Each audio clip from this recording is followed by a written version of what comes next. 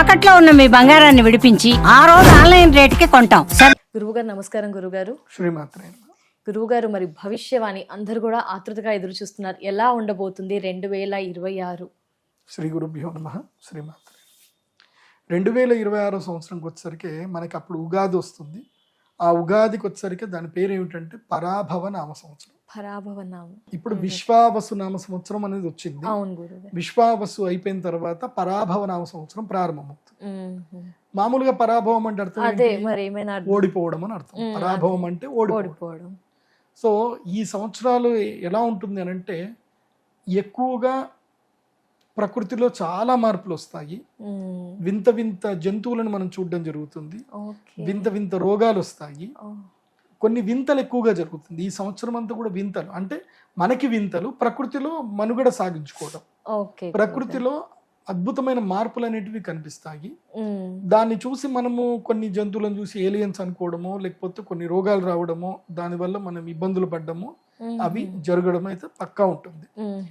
ముఖ్యంగా ఏంటంటే ఈ పరాభవ నామ సంవత్సరం ఏంటంటే మేజర్గా ఎవరెవరైతే ఇప్పటి వరకైతే మొత్తం ప్రపంచాన్ని ఏలుతున్నటువంటి వాళ్ళ దేశాలు ఏవైతే ఉన్నాయో ఆ దేశాలు తమ మనుగడని మెల్లిమెల్లిగా కోల్పోవడం అనేది స్టార్ట్ అవుతుంది. సో కరెన్సీ వాల్యూ కంప్లీట్ గా మారిపోతుంది. కరెన్సీ థియరీ అనేది మారిపోతుంది. సో డిజిటలైజేషన్ ఎక్కువగా పెరుగుతుంది, కరెన్సీ థియరీ మారుతుంది. అండ్ మళ్ళీ పాత పద్ధతులకు వచ్చేస్తాం. మళ్ళీ బంగారం కాయిన్స్ తీసుకోవడం, వెండి కాయిన్స్ తీసుకోవడం, ఇచ్చుకోవడం, పుచ్చుకోవడంలో వస్తు మార్పిడి పద్ధతిలో నోట్లు తగ్గుతాయి. తర్వాత అంటే చిన్న చిన్న ట్రాన్సాక్షన్స్ అన్ని కూడా నోట్లలోనూ డిజిటల్ ట్రాన్సాక్షన్లో జరుగుతుంది. కానీ పెద్ద ట్రాన్సాక్షన్స్ 100 కోట్లకు పైగా 10 కోట్లకు పైగా ఏవైతే ట్రాన్సాక్షన్ జరుగుతాయో అవి అన్ని కూడా ఇల్లీగల్ ట్రాన్సాక్షన్స్ అన్ని కూడా గోల్డ్ రూపంలోనే జరుగుతాయి, బంగారం రూపంలోనే జరుగుతాయి. నేను ఒక 10 కోట్ల ఆస్తి కొనుక్కోవాలి అనుకుంటున్నాను అనుకోండి, నేను జస్ట్ 5 కిలోల బంగారం తీసుకొని వెళ్తా అంతే. నేను 5 కిలోల బంగారం పెద్ద మ్యాటర్ ఏం కాదు, కార్లో తగ్గిపోతుంది. సో 5 కిలోల బంగారం తీసుకొని వెళ్ళిపోతాను. అదే 10 కోట్లు నేను 500 నోట్లు తీసుకొని వెళ్ళలేను. కాబట్టి వచ్చే సంవత్సరానికి నేనేమన్నాను, 10 కోట్ల వాల్యూకి నేను ఎంత బంగారం తీసుకెళ్తాను? 5 కిలోలు తీసుకెళ్తాను. 5 కిలోల బంగారం. సో 5 కిలోల బంగారం అంటే అర్థమైంది, బంగారం 10 గ్రాములు 2 లక్షలు అయితే గనక 2 లక్షలు 10 గ్రాములు అవుతాయి గనక అప్పుడు మన కిలో ఎంత అవుతుంది అంటే 2 కోట్లు అవుతుంది.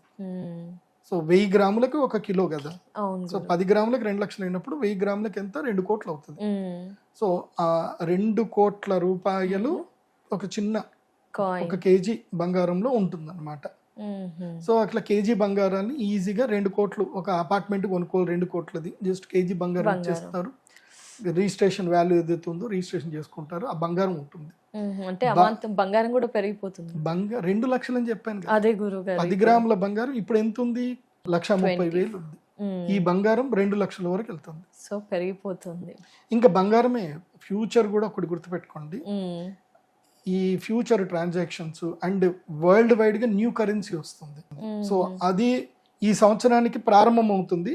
బట్ ఇంకో 2-3 ఇయర్స్ లో న్యూ కరెన్సీ వస్తుంది. బ్రిక్స్ కరెన్సీ పక్కా వస్తుంది. సో డిజిటల్ కరెన్సీ వస్తుంది, బ్రిక్స్ కరెన్సీ వస్తుంది, డాలర్ పతనం మొదలవుతుంది. ఇలాంటివి చాలా వింతలు విచిత్రాలన్నీ కూడా ఈ సంవత్సరం నుంచి మొదలవుతాయి. అంటే జూన్ లోపేనా గురువు గారు? లేదు, గురుడు కర్కాటక రాశి లోపలికి ఎంటర్ అయిన తర్వాత స్టార్ట్ అవుతుంది. సో జూన్ 3వ తారీఖు నుంచి ఈ మార్పులు స్టార్ట్ అవుతాయి. నేను ఆల్రెడీ పోయిన సంవత్సరము సుమన్ టీవీలోనే చెప్పాను, బ్రిక్స్ కరెన్సీ రాబోతుంది, ఇలా జరుగుతాయి, డాలర్ ఇది పెరుగుతుంది అని అన్ని చెప్పాను. నేను చెప్పినవన్నీ కూడా జరిగాయి. ఇది కూడా జరగబోతుంది. ఫ్యూచర్ అంతా కూడా డిజిటల్ కరెన్సీ ఉంటుంది. అండ్ వరల్డ్ ఫైనాన్షియల్ హబ్ వచ్చేసరికి దుబాయ్ అనేది వరల్డ్ ఫైనాన్షియల్ హబ్ గా మారిపోతుంది. సో శ్రీమంతులు, డబ్బులు ఉన్నటువంటి వాళ్ళు, ఆ ట్యాక్సుల నుంచి ఎగ్గొట్టుకొని బతకాలనుకునేటువంటి వాళ్ళు అందరు కూడా దుబాయ్కి వెళ్ళిపోతారు. అండ్ ప్రపంచవ్యాప్తంగా ఎవరెవరైతే పెద్ద పెద్ద కంపెనీస్, పెద్ద పెద్ద ట్రాన్సాక్షన్స్ ఉన్నాయో వాళ్ళందరూ కూడా దుబాయ్ నుంచి ఆపరేట్ చేస్తారు. ఎందుకోసం అంటే జీరో ట్యాక్స్. సో వరల్డ్ మొత్తం డిజిటల్ కరెన్సీగా మారిపోతుంది కాబట్టి డిజిటల్ కరెన్సీ ఎక్కడైతే ఉంది, ఇప్పుడు మీరు ఉదాహరణకి ఒక వెబ్సైట్ లో ఒక పేమెంట్ చేసి మీరు కొనుక్కుంటున్నారు, ఓకే గుడ్. ఆ పేమెంట్ నీకు ఎక్కడ జరిగినా మీకు ట్రాన్సాక్షన్ ఇండియాలో జరగాలి కాబట్టి ఇండియాలో నీకు పేమెంట్ అయిపోతుంది, నీకు వచ్చేస్తుంది. కానీ ఆ బ్యాంక్ ఎక్కడ ఉందనేది మీకు అనవసరం కదా. ఆ బ్యాంక్ ఎక్కడ ఉంటుందంటే దుబాయ్లోనే ఉంటుంది. సో వాడు నేను సంపాదించుకున్నాను, నేను 0 ట్యాక్స్ అంటాడు, వాడు ట్యాక్స్ కట్టాడు. సో ఇలా వరల్డ్ కరెన్సీ థియరీ మారిపోతుంది, ఫినాన్షియల్ హబ్ మారిపోతుంది. దీనితో మన భారతదేశానికి జూన్ 3వ తారీఖు తర్వాత ఆర్థిక మాంద్యం యొక్క బెడదలు మొదలవుతాయి. ఈ బంగారం పెరిగిపోవడం వలన ఆర్థిక మాంద్యం యొక్క బెడదలు మన భారతదేశంలో మొదలవుతుంది. ఒకటి బాగా గుర్తుపెట్టుకోండి, ఆర్థిక మాంద్యం వల్ల బాధపడేటువంటి వాడు పేదవాడే. పేదవాడికి మధ్యతరగతి వాడికి కష్టాలు ఉంటాయి తప్ప శ్రీమంతులకి ఏ కష్టాలు ఉండవు. ఆర్థిక మాంద్యం వల్ల శ్రీమంతులకు ఏ కష్టం ఉండదు. బికాజ్ వాడికి పెట్రోల్ మీద 10 రూపాయలు పెడితే వాడికి పెద్దగా నష్టం ఏమి ఉండదు. వాడు లగ్జరీ కార్లో తిరిగే వాడికి ఇంకో 10 రూపాయలు పెరిగినా 20 రూపాయలు పెరిగినా పెట్రోల్ 200 రూపాయలు లీటర్ అయినా పెద్ద మ్యాటర్ ఏం కాదు. బికాస్ వాళ్ళందరూ ప్యాసివ్ ఇన్కమ్ లో ఉన్నారు కాబట్టి వాళ్ళకి పెద్ద మ్యాటర్ కాదు. కానీ మధ్యతరగతి వాళ్ళకే చాలా ప్రాబ్లం వస్తుంది. సో ఇవి భారతదేశంలో భవిష్యత్తులో ఆర్థిక మాంద్యం మొదలయ్యేటువంటి అవకాశం ఉంటుంది. కాబట్టి ఎంత మీ యొక్క బడ్జెట్ని ఎంత సామాన్యంతంగా ఎంత కాపాడుకుంటే మీకు అంత మంచిది. ఎవరు మధ్యతరగతి కుటుంబాలకు చెప్తున్నాను, అప్పులు చేయకండి. ఈ సంవత్సరం అప్పుల పాలు అవ్వకండి. ఎందుకోసం అంటే వడ్డీ రేట్లు కూడా పెరుగుతాయి. సో అప్పుల పాలు అవ్వకండి, అప్పులు అయిపోయి జీవితాలు పాడు చేసుకోకండి. అదొకటి బాగా గుర్తుపెట్టుకోండి. ఇక వచ్చే సంవత్సరం విషయానికి వస్తే పంటల రేట్లు కూడా బాగా పెరుగుతాయి. రైతులకు మాత్రం మేలు జరుగుతుంది. రైతులకు మేలు జరుగుతుంది. బికాస్ పాడి పంటలకి ధర బాగా పెరుగుతుంది. సో దానివల్ల అయితే రైతులకైతే మంచి లాభం ఉంది. పువ్వుల ధరలు పెరుగుతాయి, పండ్ల ధరలు పెరుగుతాయి, తర్వాత వెజిటేబుల్స్ అన్ని ధరలు పెరుగుతాయి. మధ్యతరగతి వాడికి మాత్రం కష్టం. వచ్చే సంవత్సరము మధ్యతరగతి వాడిని ఇంకా పేదవాడిని చేస్తుంది. పేదవాడు ఇంకా పేదవాడు అవుతాడు. రైతులకి డబ్బులు ఎక్కువైన ఆలోచన వస్తుంది, కానీ తీరా వాళ్ళు కొనుక్కునేసరికి అదే ఈక్వల్ అయిపోతుంది.